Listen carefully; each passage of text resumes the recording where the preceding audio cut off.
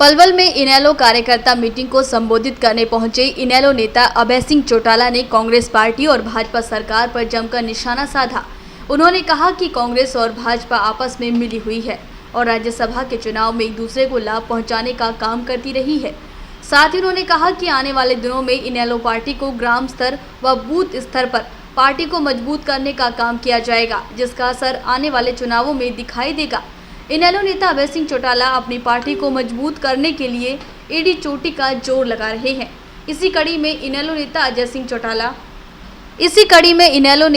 सिंह चौटाला और प्रदेश अध्यक्ष नफे सिंह राठी, इनेलो के वरिष्ठ नेता श्याम सिंह राणा पलवल में इनेलो कार्यकर्ता मीटिंग को संबोधित करने पहुंचे, जहां उन्होंने ग्राम स्तर और बूथ स्तर पर पार्टी को मजबूत करने के लिए कार्यकर्ताओं को गुर सिखाए और कहा कि आने वाले चुनावों में पार्टी संगठन को मजबूत करने का असर देखने को भी मिलेगा। जब जिला परिषद और पंचायत समिति और वार्डों के चुनावों में इनेलो प्रत्याशी जीत कर आएंगे, वहीं उन्होंने अपने कार्यकर्ताओं से अनुरोध करते हुए कहा कि वो अपने पुराने साथियों को पार्टी से पुनः जोड़ने का काम करें, जो गलती से दूसरी पार्टियों में शामिल हो गए थे, वहां जाकर अपने आप को ठगा सा महसूस कर रहे हैं। इस मौके पर इनेलो नेता अभय सिंह चौटाला ने कांग्रेस पार्टी और भाजपा सरकार पर निशाना साधते हुए कहा कि दोनों पार्टी आपस में मिली हुई है। राज्यसभा चुनावों में दोनों पार्टी के विधायकों व नेताओं ने एक दूसरी पार्टी के प्रत्याशियों को लाभ पहुंचाने का काम किया था।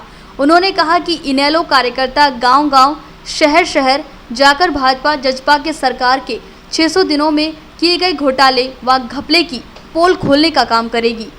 इनेलो नेता अभय सिंह चौटाला ने भाजपा सरकार पर किसान आंदोलन को ओछे हथकंडे अपनाकर कमजोर करने का काम किया है, लेकिन सरकार की तमाम कोशिशों के बावजूद भी किसान आंदोलन कमजोर नहीं हुआ और जब तक सरकार नहीं झुकेगी तब तक आंदोलन चलता रहेगा और 3 कृषि कानून रद्द कर सरकार को एमएसपी पर कानून बनाना ही होगा और इनेलो पार्टी पूरी तरह से किसानों के साथ खड़ी है।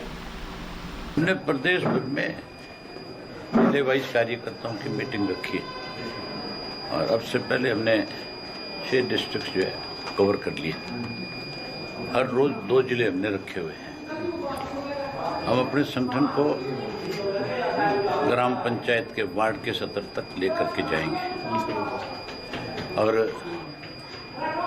जहाँ संगठन मजबूत करेंगे वहीं सरकार के जो 600 दिन हुए हैं, इनमें कौन कौन से घपले और घोटाले किए, किस तरह के हालात इस प्रदेश के हुए, सरकार ने क्या क्या बेकायदगियां करी, उन सब की पोल भी गांव के लोगों के, शहर के लोगों के बीच में जाकर के खोलने का काम करें।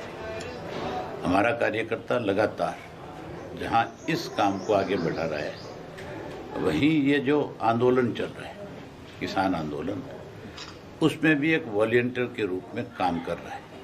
सरकार इस आंदोलन को कमजोर करने के लिए अपनी तरफ से हर तरह की योजनाएं बनाती है, ओछे हथकंडे अपनाती है, विवादित बयान देती है, विवाद खड़े करना चाहती है, लेकिन किसान जो है वो अच्छी तरह से इनकी हर चाल को समझ चुका है। अब सरकार को ही आखिर मजबूर होकर के अपने काले कानून वापस लेने पड़ेंगे और किसान को एमएसपी के साथ नया कानून देख करके घर वापसी करानी पड़ेगी। आपने 2 उदाहरण दिए राज्यसभा चुनाव के कि कांग्रेस और बीजेपी मिले हुए हैं। एक तो उदाहरण है आर.के. आनंद के चुनाव का और सुभाष चंद्र जी का, दूसरा दीपेंद्र हुड्डा के राज्यसभा चुनाव का।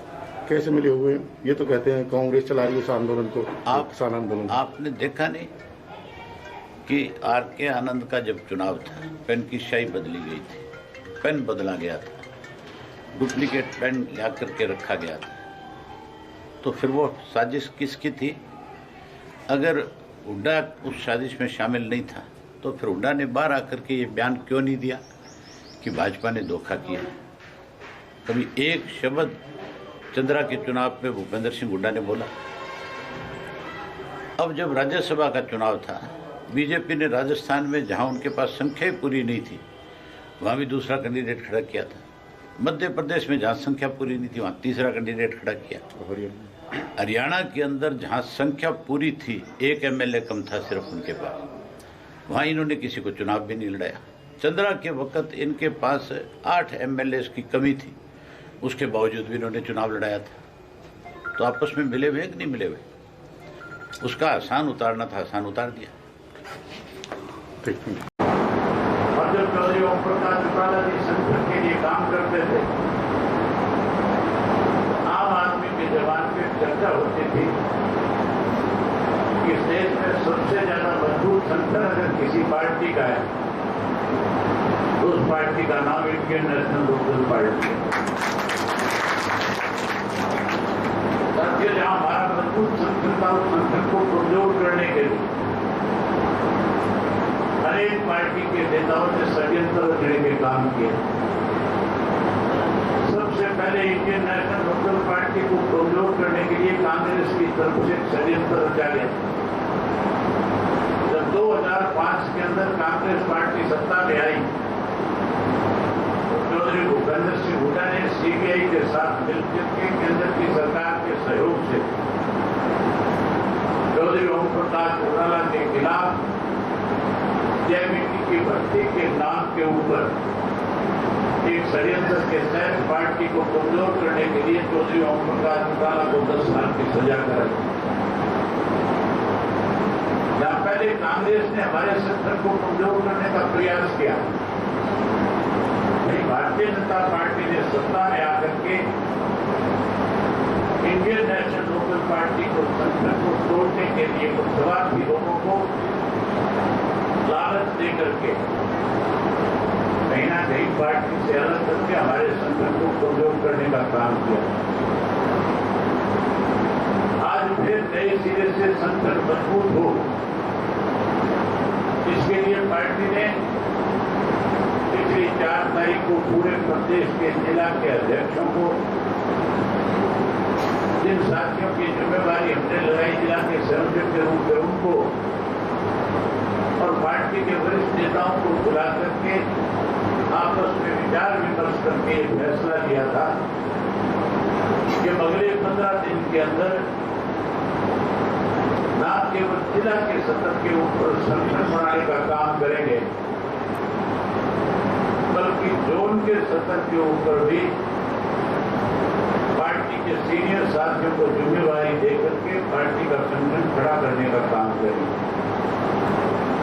मैं बधाई देता हूं पलवल जिला के पार्टी के पदाधिकारियों को, पार्टी की उस पूरी टीम को,